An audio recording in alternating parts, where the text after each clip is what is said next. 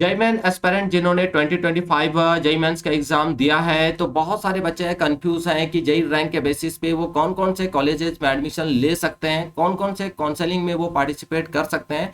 तो बच्चों, आज की इस वीडियो में हम डिटेल इसी टॉपिक पर बात करने वाले हैं, तो डोंट स्किप दिस वीडियो और लास्ट तक इस वीडियो को जरूर वॉच कीजिएगा ताकि आपके सारे डाउट्स जो वो क्लियर हो जाएं। ठीक है, तो चलिए स्टार्ट करते हैं कि आखिर आप जेई मेन रैंक के बेसिस पे कौन कौन से काउंसलिंग में बच्चों आप पार्टिसिपेट कर सकते हैं। तो सबसे पहला है बच्चों नेशनल लेवल काउंसलिंग, यानी जेई मेन रैंक के बेसिस पे आप 3 काउंसलिंग में पार्टिसिपेट कर सकते हैं। तो पहला है नेशनल लेवल काउंसलिंग, दूसरा है इंडिविजुअल कॉलेज काउंसलिंग, यानी बहुत सारे ऐसे कॉलेजेस हैं हमारे इंडिया में जो ना तो नेशनल लेवल काउंसलिंग में पार्टिसिपेट करते हैं, ना ही स्टेट लेवल काउंसलिंग में पार्टिसिपेट करते हैं। खुद का इनका अपना काउंसलिंग होता है और उसके माध्यम से ये अपने यहाँ एडमिशन देते हैं। ठीक है, थर्ड है बच्चों स्टेट लेवल काउंसलिंग। तो ये 3 काउंसलिंग है जहां पे आप जेईई मेन रैंक का यूज कर सकते हैं। तो चलिए सबसे पहले हम बात करते हैं नेशनल लेवल काउंसलिंग पर। तो नेशनल लेवल काउंसलिंग के अंदर बच्चों 2 तरह का काउंसलिंग आता है, पहला है जोसा काउंसलिंग और दूसरा है सीसैप काउंसलिंग। तो जोसा काउंसलिंग के माध्यम से आप 23 आईआईटीज में एडमिशन ले सकते हैं, 31 एनआईटीज में आपको एडमिशन मिलता है, आईएसटी सिपुर में आपको एडमिशन मिलता है, और 26 ट्रिपल आईटीज और 40 जीएफटीआईज में बच्चों यहाँ पे आपको जोसा काउंसलिंग के माध्यम से एडमिशन मिलता है। दूसरा जो काउंसलिंग है वो सीसैप काउंसलिंग, और सीसैप काउंसलिंग के माध्यम से बच्चों सिर्फ आपको 23 आईआईटीज में एडमिशन नहीं मिलता, बाकी 31 एनआईटीज में, आईएससीपुर में, 26 ट्रिपल आईटीज में और 40 जीएफटीआईज में बच्चों यहाँ पे आपको एडमिशन मिलता है।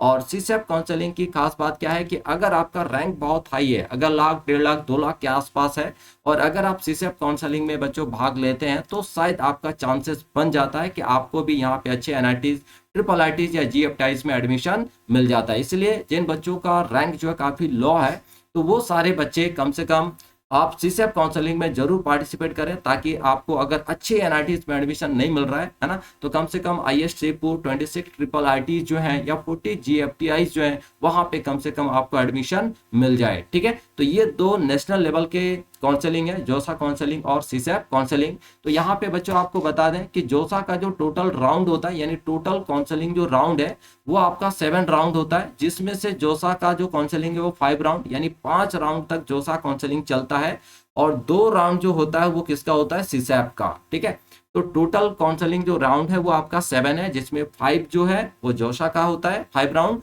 और 2 राउंड जो है आपका होता है सीसैप का। क्लियर है, चलिए आगे बात करते हैं सेपरेट फ्रॉम सीसैप, यानी कुछ ऐसे ट्रिपल आईटीज हैं जहां पे आप सीसैप के माध्यम से बच्चों एडमिशन नहीं ले पाएंगे। उसमें आपका है triple IT Hyderabad, triple IT Bangalore और ट्रिपल आईटी दिल्ली।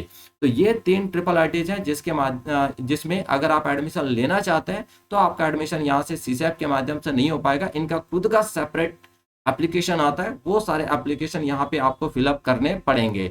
तो ट्रिपल आईटी हैदराबाद और बेंगलुरु अगर यहाँ पे आप एडमिशन लेना चाहते हैं तो उनका सेपरेट एप्लीकेशन आता है, आप इसके वेबसाइट पर जाइए, आप वहाँ पे फॉर्म फिलअप कीजिए, तब आप यहाँ के काउंसलिंग में पार्टिसिपेट कर पाएंगे और एडमिशन आपका हो पाएगा। लेकिन अगर ट्रिपल आईटी दिल्ली की बात करें तो यहाँ पे जैक काउंसलिंग के माध्यम से, है ना, दिल्ली में काउंसलिंग होता है जिसका नाम है जैक काउंसलिंग। तो जैक काउंसलिंग के माध्यम से बच्चों आपको यहाँ पे ट्रिपल आईटी दिल्ली में एडमिशन मिलेगा। तो अगर आप ट्रिपल आईटी दिल्ली में एडमिशन लेना चाहते हैं तो आपको जैक काउंसलिंग में यहाँ पे पार्टिसिपेट करना पड़ेगा। लेकिन जो भी हो, आप अगर इन तीनों में एडमिशन लेना चाहते हैं बच्चों, तो जो भी आपका रैंक आया है, पहले आप उस रैंक के बेसिस पे यहाँ पर रिसर्च करें कि आपका जो रैंक आया क्या उसके बेसिस पे आपको triple ITs Hyderabad, triple ITs Bengaluru या ट्रिपल आईटी दिल्ली में आपको किसी ब्रांच में एडमिशन मिल पाएगा या नहीं मिल पाएगा। ठीक है, तभी आप यहाँ पे सेपरेट एप्लीकेशन फॉर्म फिलअप करें। अदरवाइज अगर मान लीजिए आपका रैंक बहुत हाई है तो फिर यहाँ पे आप फॉर्म फिलअप कर देंगे तो आपका पैसा वेस्ट हो जाएगा, टाइम भी आपका वेस्ट होगा, है ना। तो सबसे पहले आप थोड़ा बहुत यहाँ पे रिसर्च जरूर करें। ठीक है,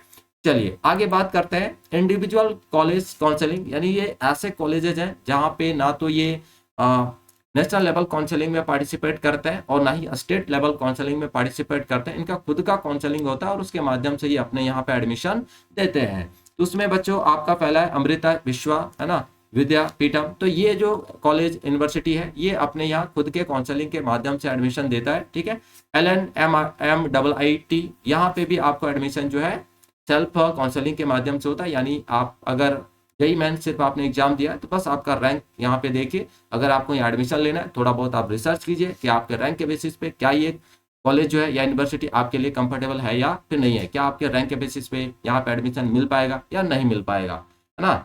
NIIT यूनिवर्सिटी निमराना, यहाँ पे भी अगर आप एडमिशन लेना चाहते हैं तो यहाँ पे इंडिविजुअल काउंसलिंग होता है। उसी तरह से शिव नादर यूनिवर्सिटी जो है, यहाँ पे भी आपका इंडिविजुअल काउंसलिंग होता है बच्चों, है ना। धीरू भाई अंबानी का जो कॉलेज है आपका, धीरू भाई Ambani institute of information and communication technology, तो यहाँ पे भी, और UPESC जो आपका देहरादून में, तो इन कुछ ऐसे कॉलेजेज हैं जहाँ पे अगर आपको एडमिशन लेना है तो आपको इंडिविजुअल काउंसलिंग का यहाँ पे फॉर्म फिलअप करना पड़ेगा, है ना। तो हमने आपको पहले बताया कि जब भी आप इन काउंसलिंग में भाग लें, सबसे पहले आप रिसर्च कर लें आपका जो रैंक है उसके बेसिस पे कि क्या आपको ब्रांचेज यहाँ पे मिल पाएगा या नहीं मिल पाएगा ना। अदरवाइज क्योंकि आप यहाँ पे अगर एप्लीकेशन फॉर्म फिलअप करते हैं तो आपको पैसा यहाँ पे पे करना पड़ेगा, तो सबसे पहले आप रिसर्च कर लेंगे तो कम से कम आपका पैसा जो है वो बच जाएगा, ठीक है।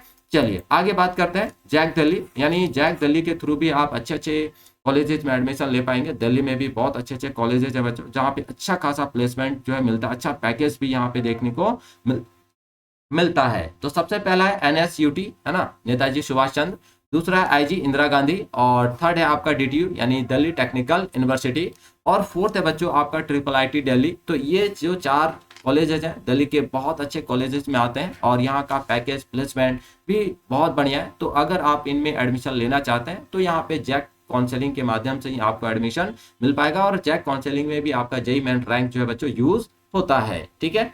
चलिए अगला है स्टेट लेवल काउंसलिंग। तो हमारे इंडिया में जितने भी स्टेट है, लगभग सारे स्टेट का खुद का ही काउंसलिंग बोर्ड है ना। तो यहाँ पे आप देख सकते हैं कि हमारे इंडिया में टोटल 22 स्टेट्स में अलग अलग बोर्ड होता है, और इन सारे बोर्ड्स में जो है JEE मेन रैंक जो है यूज होता है, और उनके थ्रू यहाँ के अच्छे अच्छे कॉलेजेस में बच्चों आपको एडमिशन मिलता है। अगर आपको किसी पर्टिकुलर स्टेट से रिलेटेड वीडियो चाहिए जहाँ पे आपको JEE मेन रैंक यूज होता है और उसके थ्रू आप एडमिशन ले पाएंगे, कौन कौन से कॉलेजेस में आप एडमिशन ले पाएंगे, तो ऑलरेडी हमने बहुत सारे वीडियोस बना के रखा हुआ है, पर्टिकुलर बिहार, झारखंड, उड़ीसा, MP, है ना, बेंगलुरु। तो आप उन सारे वीडियोस को जाके देख सकते हैं और चेक कर पाएंगे कि कौन से कॉलेज में कितना मैक्सिमम पैकेज मिल जाता है, मिनिमम पैकेज क्या है इन कॉलेजेस का, एवरेज पैकेज क्या है बच्चों, ठीक है। तो सबसे पहला जो स्टेट लेवल काउंसलिंग है वो आपका उत्तर प्रदेश, यानी यहाँ पे आपका UPSEE के नाम से जाना जाता है। फिर महाराष्ट्र में जो काउंसलिंग होता है आपका स्टेट लेवल का MST CET, फिर राजस्थान में REAP के माध्यम से होता है, हरियाणा में HSTC, पंजाब में बच्चों आपका PTU जो पंजाब टेक्निकल यूनिवर्सिटी, ठीक है। फिर आपका मध्य प्रदेश में DT MP काउंसलिंग, फिर बिहार में बच्चों BCECE काउंसलिंग होता है जहाँ पे आपका JEE मेन रैंक जो है यूज होता है।